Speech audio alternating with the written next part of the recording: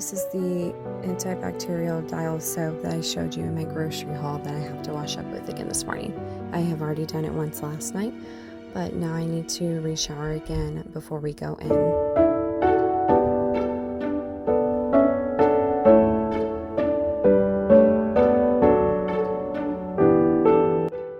I just want to make sure that I pick out something super comfortable to wear that's loose and kind of baggy, nothing too tight or anything, since I'll have incisions in my stomach.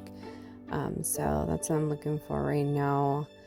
Couldn't quite decide what to do, so I just got kind of a baggier shirt that I got from Shein and my super comfy coffee leggings that are really thick, have that inner lining in them, and this is going to be my outfit.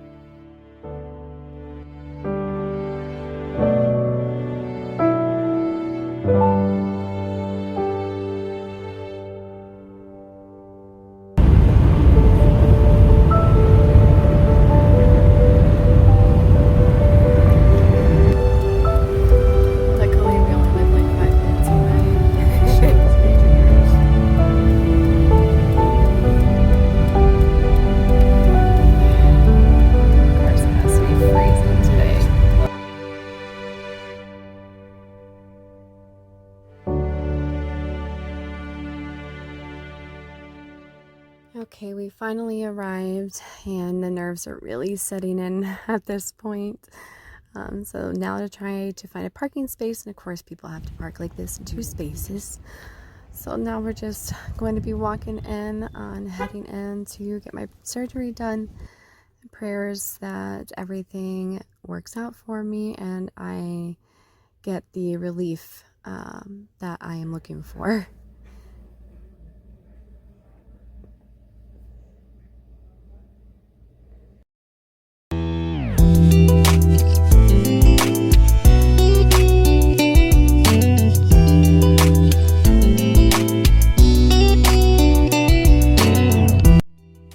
Keep my hospital socks and my fancy stockings to help with blood circulation while I'm under. I get to take these home.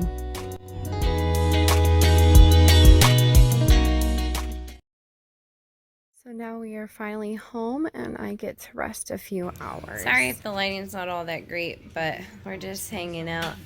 I'm just kind of resting since I have the fresh wounds. Kids are over here. Sorry, the house is a disaster right now. I don't have my glasses on.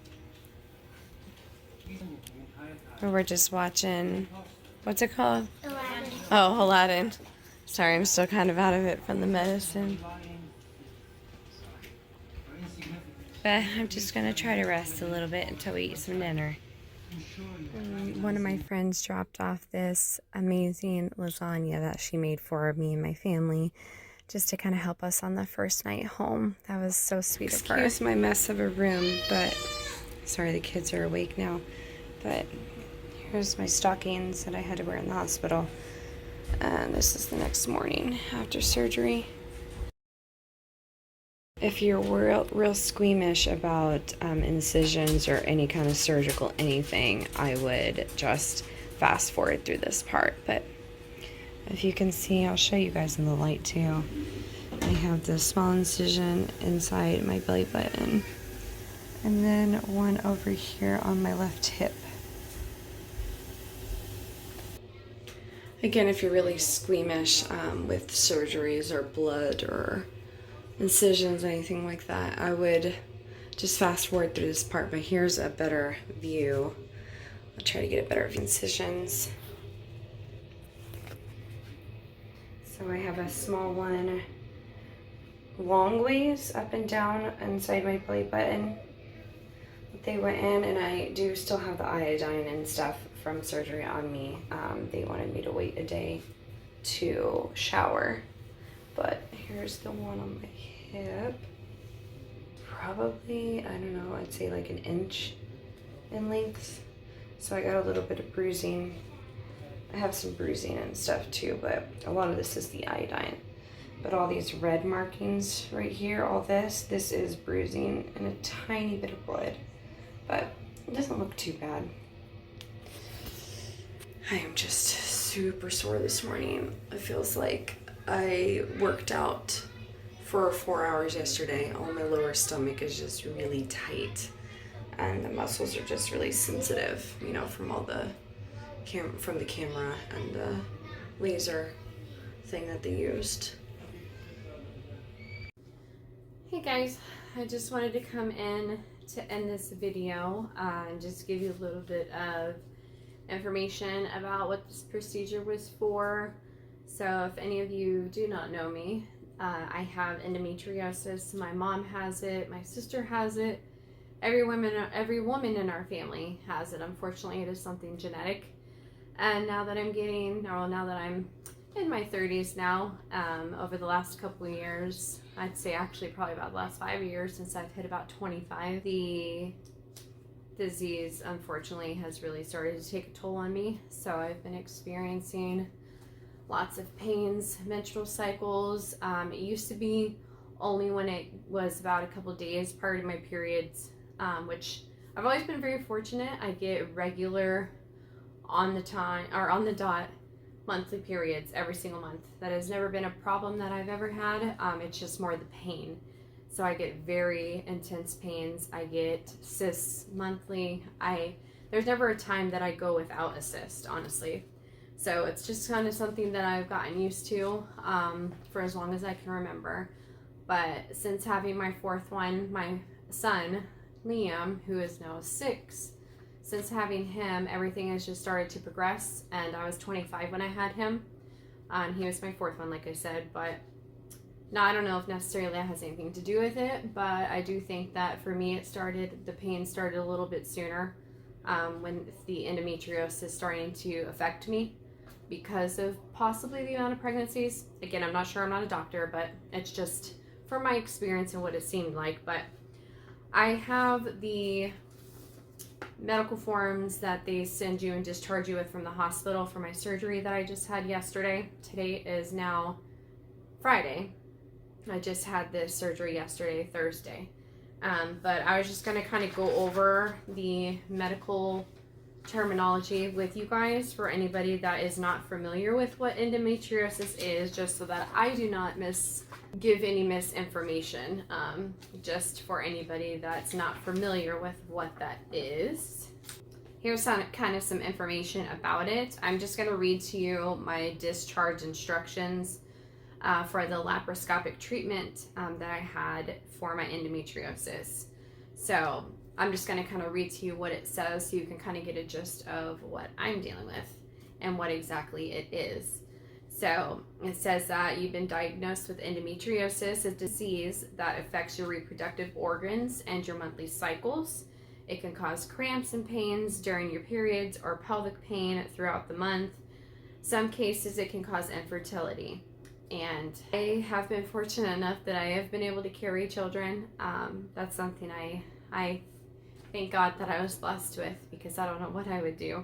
I know that there are other options with adoptions and IVFs and all of that, but not everybody has the means financially to do that kind of thing. And I give props to anybody that goes through that. But so this means that if you're infertile, then obviously you are not able to get pregnant or can become pregnant.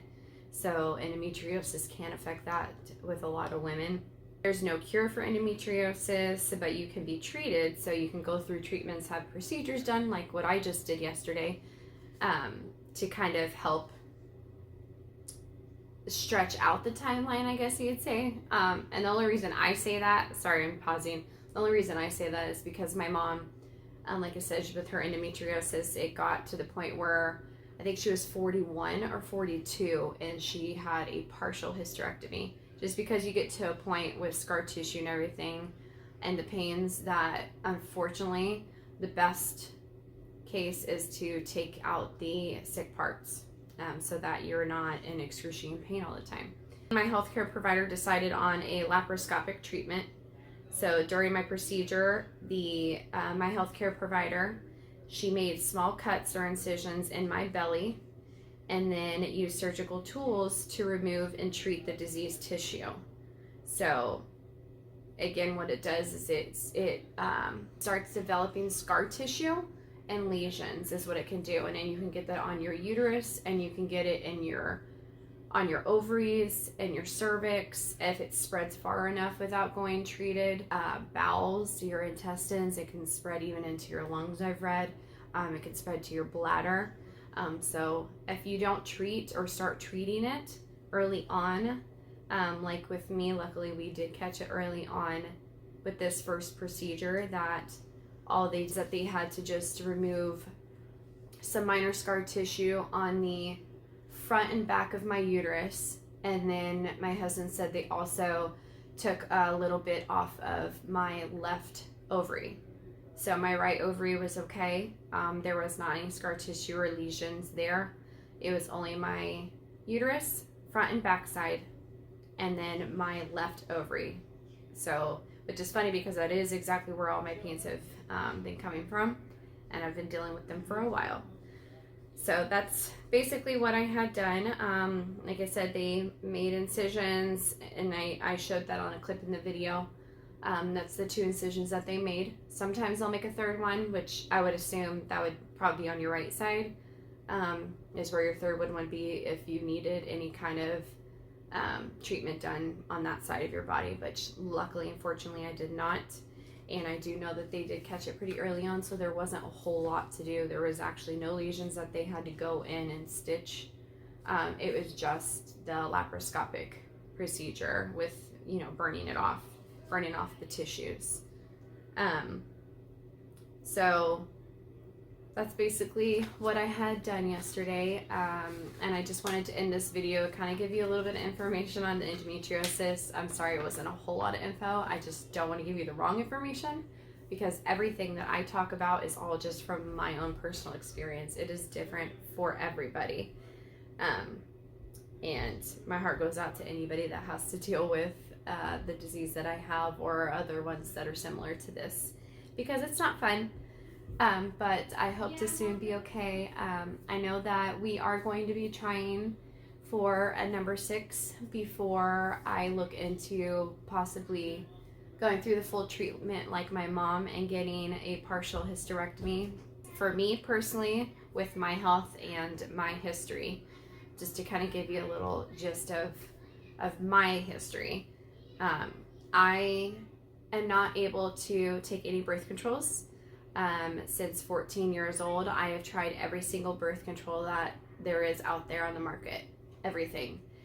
Come to find out that anything that has progesterone in it, which is like the IUDs, the Depo shot, when I had the one in my arm, it was called an Ep.1, but I think it's called an Nexplanon now.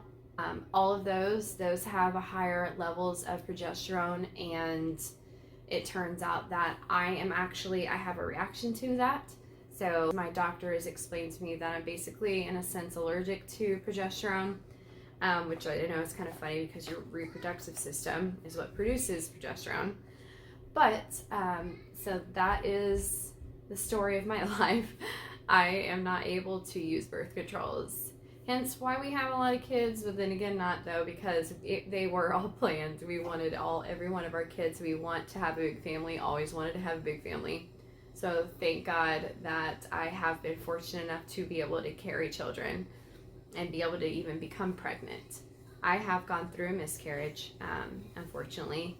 That was after our firstborn, shortly after I removed my Ep.1, which I think that it kind of had something to do with it, but I know everybody just looks for, reasons or something to help get your mind through a traumatic experience like that. So that's what helps me personally. But I have 5 kids, all healthy.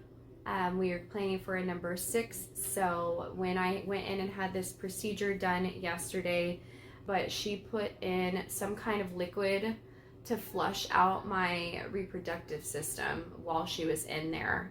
Push out any cysts or anything that I have going on aside from the laparoscopic treatments that she did and touched up, so that it would help make me more fertile and we can try to have another baby. because we are wanting and planning to have a 6th one before we call it quits.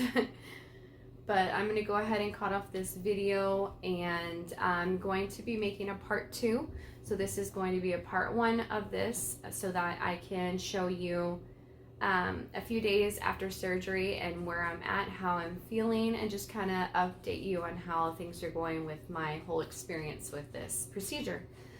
Thank you so much for watching, and don't forget to hit the like and subscribe, and I will see you on my next video.